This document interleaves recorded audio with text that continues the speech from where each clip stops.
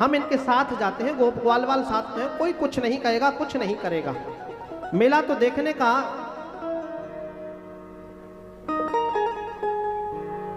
भाव ही लेकर के हम यहाँ आए हैं। यदि मेला देखने का भाव नहीं होता तो हम आते ही नहीं। तो इसलिए मेला देखने अवश्य जाएंगे।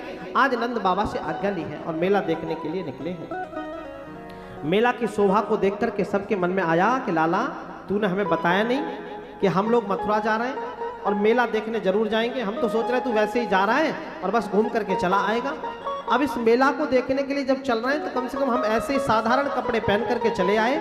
और ये हमारी ननिहाल है, ये मामा का गांव है, तो यहाँ पर थोड़े वस्त्र तो अच्छे होने चाहिए। भगवान ने कहा कोई बात नहीं, चिंता नहीं करो। उन्होंने तुरंत जो है सामने से आ रहे कंस के वस्त्रों को धुलने वाले रजक नाम के उस धोबी को देखा है जो उनके कपड़ों को धुलता है। आज वो सामने जब आया रजक तो उसको बुला, बड़े प्यार से बुलाया है, मामा जी क्या आप हमें ये वस्त्र प्रदान कर देंगे जिन वस्त्रों को आप लेकर के जा रहे हैं। वो बड़े ही अपनी भौं को तानते हुए बोला कि तुम गोकुल के रहने वाले ग्वारिया गवार इन राजसी वस्त्रों को पहनना चाहते हो? अरे तुमने अपना मुंह तालाब में धोया है क्या? प्रेम से कहिए, क्या तुम्हारा मुंह है इनके लायक? भगवान ने कहा कोई बात नहीं, हम मुंह धुल लेंगे। भाई मामा के यहाँ तालाबों की कमी थोड़ी है। कोई कुसुम सरोवर, ब्रह्म सरोवर, निरे सरोवर है व्रज में, किसी में भी धुल लेंगे। आप हमें ये कपड़े वस्त्र प्रदान कर दो जिससे कि हम पहन करके अच्छे लगने लग जाए। बोले पहले जाकर के अपना मुंह धुल के आओ, तब इन कपड़ों को लेना। ये साधारण वस्त्र नहीं है, ये एक राजा के वस्त्र हैं। महाराजा धीराज कंस के वस्त्र हैं। उल्टा सीधा बहुत कुछ कहा। तो भगवान ने तो कुछ नहीं कहा, लेकिन भगवान का सबसे प्रिय सखा है मनसुखा। वो बोला भैया ये तो कुछ ज्यादा ही उल्टो बोल रहा हो, दिखे लाला जाको पूतना वाले हाथ दिखाइयो।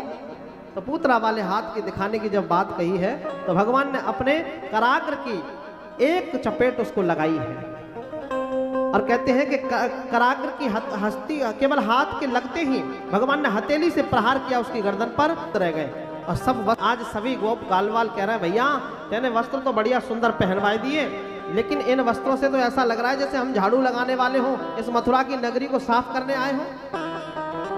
क्योंकि हम तो जैसे ही चल रहे हैं तो ये पूरी गलियां साफ होती चली जा रही हैं। तो भैया थोड़ा सा कोई और इंतजाम किया जाए जिससे कि ये कपड़े व्यवस्थित हो जाएं। तो कहते हैं सामने से सुदामा नाम का माली चला आ रहा था। उससे फूल मालाओं को लेकर के भगवान ने उसे आशीष प्रदान किया है। मालाएं पहन ली हैं और मालाओं पहन करके आगे बढ़े हैं तो सामने ही एक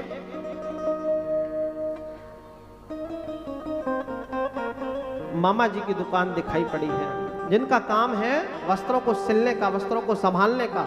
और उनकी दुकान को देख करके भगवान ने कहा है कि मामा जी क्या आप हमारे इन वस्त्रों को सही कर दोगे जिनको हम पहने हुए हैं, इनको हमारे हिसाब से सिल दो। तो भगवान ने कहा कि जब उस दर्जी से इस प्रकार का भाव भगवान ने उनके समक्ष रखा तो उन्होंने कहा कि हमने अभी रजक की कहानी को सुनी रखा है, अगर कुछ और हो गया तो हम भी सीताराम हो जाएगी, इससे अच्छा है कि इनके वस्त्रों को सही कर दिया जाए। तो सारे वस्त्रों को उतार करके दर्जी को दिया है। दर्जी ने बड़े अच्छे से सबको व्यवस्थित किया है। तो जब व्यवस्थित करके सबने पहने हैं और पहन करके सबने कहा भैया अब तो आनंद आ गया हो, इन वस्त्रों को पहन करके ऐसा लग रहा है कि हाँ हम भी राजा, हमारो मामा राजा है तो हम उसके भांजे हैं। प्रेम से कहिए, एक बार और जोर से बोलिए। भगवान ने दर्जी को आशीर्वाद दिया है। सुव्यवस्थित वस्त्रों को पहन करके भगवान ने आशीर्वाद दिया है कि भैया जितने भी मथुरा के दर्जी होंगे जिनका ये सिलाई का काम है, आज भी उनको आशीर्वाद है। जितने का कुर्ते की पूरे कपड़े की कीमत नहीं होती है जितनी की उनकी सिलाई है, ये भगवान का आशीर्वाद है। प्रेम से कहिए। और केवल मथुरा ही नहीं, आप सर्वत्र देख लो, हमारा कपड़ा यदि 150 रुपए का होगा तो 300 रुपए तो सिलाई लगी ही जानी है। प्रेम से कहिए। और हमारा यदि कपड़ा 300 रुपए का है तो कम से कम 600 रुपए सिलाई मान लो।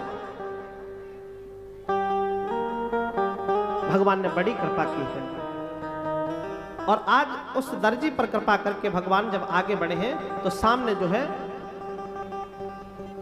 शौरंध्री नाम की कंस की दासी, जो कंस के लिए चंदन घिसने का काम करती है, वो दिखाई पड़ी है और उसका दर्शन हुआ है। तो भगवान ने देखा कि कोई टेढ़ी सी बुढ़िया जो है वो आगे चली जा रही है और हाथ में कोई चंदन की कटोरी दिखती है।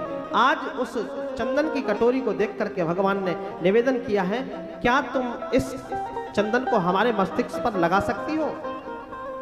मुड़ करके देखा है जब उसने, तो क्या देखा है कि 3 जगह से टेढ़ी है वो, और मुड़ते मुड़ते 3 जगह से जब उसकी लचक भगवान ने देखी कि इसने ऐसा कौन सा अपराध किया कि इसको 3 जगह से, त्रिवक्रा बोलते हैं उसको, आज तक किसी ने उसको अच्छे नामों से नहीं पुकारा, तो भगवान ने उसको सुंदरी कह करके पुकारा, सुंदरी क्या आप हमारे चंदन लगा दोगी?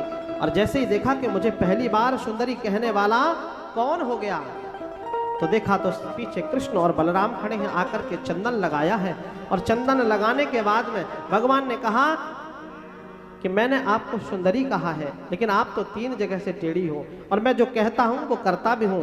आप यदि मुझे थोड़ा सा कहें तो मैं आपको सुंदर बना दूं, क्योंकि बहुत दिखने में बहुत सुंदर थी, लेकिन स्वरूप तो सुंदर था, लेकिन शरीर उतना सुंदर नहीं था। प्रेम से कहिए, तो उस त्रिवक्रा के कमर पर हाथ रख करके और ठोड़ी को पकड़ करके पैर से पैर के नाखून को दबा करके आज जैसे ही उसको सही करना चाहते हैं, तो गोप ग्वालवाल कहते हैं, लाला ये तेरो नंदगांव और गोकुल और वृंदावन नहीं है, ये मथुरा है, जहाँ भैया थोड़ा तरीका से काम कर, ऐसे तू कमरन में हाथ डाल के डोलेगो तो लोग पता नहीं का कहेंगे, पता नहीं का है जाए।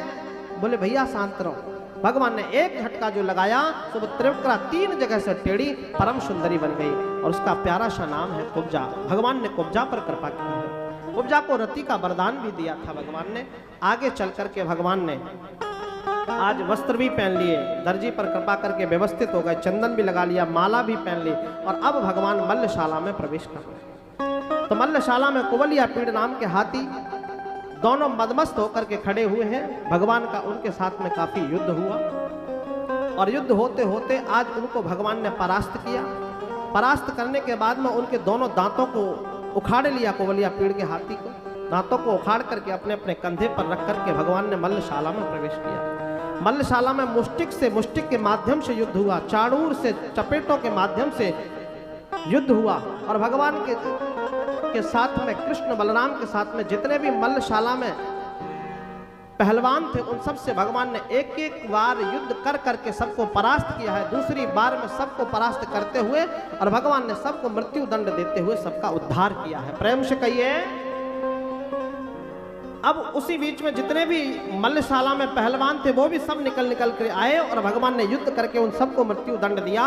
अब संध्या का समय होने को है, और आज भगवान मल्लशाला में लगातार युद्ध कर रहे हैं। कृष्ण को युद्ध करते देखते हुए आज कंस के मन में आशंका पैदा हो गई कि ये कृष्ण बलराम ही हैं या फिर कोई और है। अरे नन्हे से बालक इतने इतने बड़े पहलवानों को इन्होंने इतनी सहज में मार दिया। भयभीत होकर के कंस जब अपनी सिंहासन को छोड़ करके भागने लगा, भगवान ने देखा कि मामा जी भाग रहे हैं, तो तुरंत जाकर के 7 जोड़ियों को पार करके भगवान ने एकदम कंस को जाकर के केस पकड़ लिया।